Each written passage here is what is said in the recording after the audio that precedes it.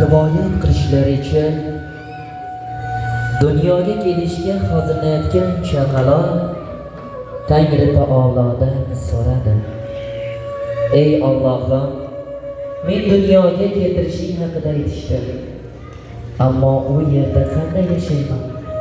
Hali juda kichik va kuchsiz bo'lsam. Qo'rqma degan javob oldi. Farishtalarimdan biri hamisha oldingda bo'ladi.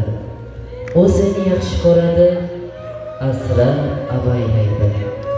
Uning kuchli muhabbatini doimo his qilib turasan va bu bilan baxtli bo'lasan.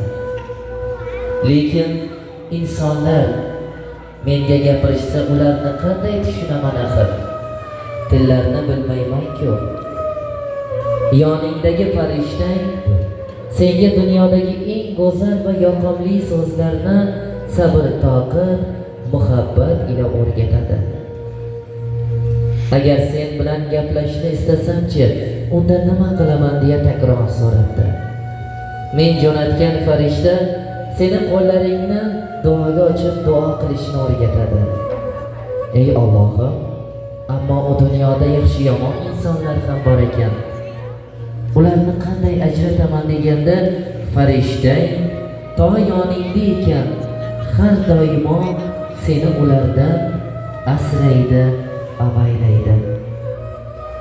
Hammasi yaxshi-ku, faqat seni ko'ra olmasligimdan mahzunman. G'am yema farishtang senga men haqimda gapirib beradi va menga yetishish yo'llarini o'rgatadi. Chaqaloq yorug' dunyoga ketishga chog'lanar ekan,